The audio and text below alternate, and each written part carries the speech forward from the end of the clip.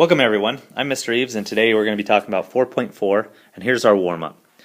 Let's go ahead and start off with the first four questions. It says round the number to the nearest tenth. So tenth is the place value we're going to look for. So on this first one, number 1, we have 5.68 and the 6 is in the 10th spot. And so I'm going to go ahead and underline that and look back onto the hundredths place, which is the 8.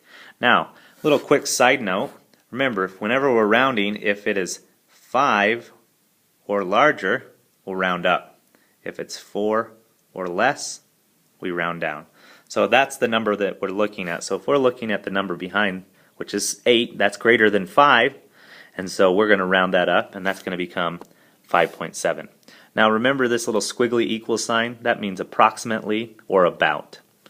Number 2, we have 3.142. And an easy way we can do it, remember it, is just underline the 1 and look back on the 4. Is that greater than 4? Nope, that's 4 or less, and so we're going to round that down. And so what that means is the 1 stays the same and everything else turns to zeros and is knocked off, so we have equals or approximately 3.1. Now number 3, what's in the tens place? Well, the 7 is, and so let's go ahead and put that in there. Underline it, look back on the 3. Well, 3 is less than 4, so we know that's going to round down to 10.7. And the last one, number 4, 98.55. Well, we know the 5 is in the tens place. We look back on the other 5. Remember, if it's 5 or larger, we're going to round up. And so that's 5, and so that's going to be 98.6. So that's a quick reminder of how to round. Now, 5 and 6, it says find the quotient. Now, to kind of help us out, let's look at our vocabulary down below. It says quotient, the result of division. Here's an example. It says the quotient of 18 and 6 is 18 divided by 6, or the answer 3. So that's one way that you can write the quotient. So what we're going to do is we're going to actually solve for these. And so let's talk about the other vocabulary, the dividend, a number that is divided by another number. So here's our example, 18 divided by 6 equals 3. The dividend is 18, so 18 is the number that is being divided by. So this front number, on every single divide sign, that front number, number 98, that's the number that is our dividend. Now our divisor is the number by which another number is divided. And so 18 divided by 6 equals 3. The divisor is 6, so it's the number that we divide by. So in this case, the divisor is 7. Now, let's just read this. Number 5, it says 98 divided by 7. What are we dividing by? 7. So let's go ahead and set it up as a long division problem. So I put the 7 on the outside and I put 98 on the inside. That's because we're dividing by 7. You have to have 7 on the outside to divide by. And so let's go through the process. Well, 7 goes into 9 one time. 1 times 7 is 7. Subtract 7 from 9, and that gives us 2 left over. Bring down the 8. 7 goes into 28 4 times. 7 times 4 is 28. Subtract gives us no remainder. So we have 14 remainder 0, or just the number 14. Let's go ahead and set up number 6. We have 325 divided by 13. So 13 is our divisor, 325 is our dividend. So we set it up, there it is. Now, you might not know your 13 times tables very well, so I'm going to just kind of round it down to 12 because that's really close. And I say, how many times does 12 go into 32?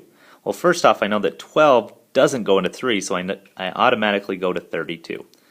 So 12 goes into 32. Well, 3 times 12 is 36, so we know that that's too much. So it's got to go 2 times. So I know that 13 is going to go into 32 2 times. So I put a 2 there. 2 times 13 is 26. I subtract 26 and 32, and so that gives me 6. Bring down the 5. 13 goes into 65 5 times. 5 times 13 is 65, and there's no remainder. So that's just a quick way to recall rounding and also dividing. Now let's go to our objective. Today we're going to be talking about a couple different things, And that kind of jumped ahead on us a little bit, and so I'm going to kind of pull that back.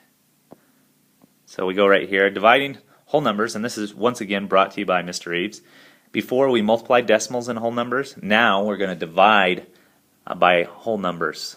So decimals by whole numbers. A couple key concepts. Here's our vocabulary. Key concepts. When dividing decimals by a whole number, place the decimal point in the quotient above the point in the dividend. So all that means is move it straight up.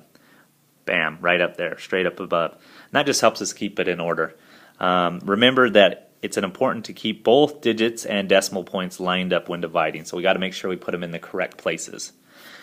Now let's go ahead and set up a problem. We have 3.6 divided by 3. The very first step you're going to do is you're going to bring the decimal straight up. I bring that decimal point straight up, then I forget about it and I just divide like normal. 3 goes into 3 one time. 3 times 1 is 3. I subtract, gives me 0. Bring down the 6. 3 goes into 6 two times. 3 times 2 is 6. Subtract gives me 0. So my answer is 1.2.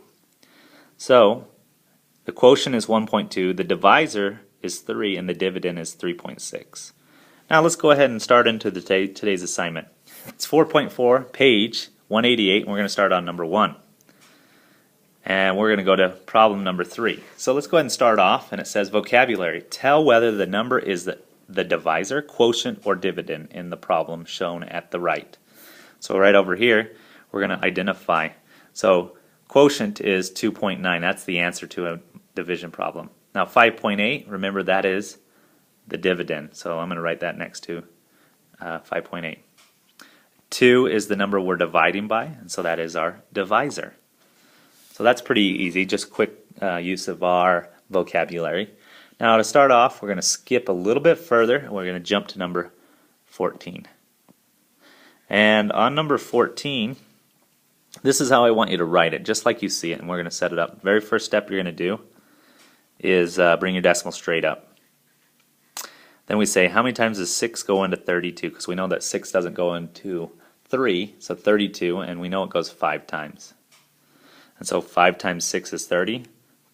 Subtract 30 from 32, and that gives us 2. Bring down the 4. 6 goes into 24 4 times. 6 times 4 is 24, and it has 0 remainder. Now just pay attention at the end of the directions. It says dividing decimals, divide, round to the nearest tenth if necessary. So we don't need to right there because we have our answer at 5.4. The 4 is in the 10th place. We're not going any further. Now number 15, let's go ahead and set this up, and if we're going to round to the nearest tenth if necessary, let's put our decimal point right behind the number. And so I'm going to put 2 zeros, and the reason why is that gives me to the 100th place just in case I need to round. And then I start off, 5 goes into 22 4 times. 4 times 5 is 20. Bring down the 2. 5 goes into 24 times, and so that gives me 0. And so that's 4. And then I have 0, and I have this extra 0 over here. I can just knock that off, and I don't need to worry about it because if I brought that down, it'd still be 0. And so my answer is 4.4. I didn't have to use that extra one because it wasn't necessary. Now number 16 might be a different case, so I go ahead and set it up.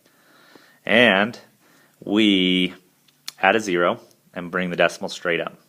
So I'm adding 2 zeros just in case. And so 7 goes into 51 7 times. And that equals 49. Subtract gives me 2. Bring down the 0. 7 goes into 20 2 times. 2 times 7 is 14. Subtract. Bring down. 7 goes into 60 8 times, which is 56. But then I have a remainder of 4.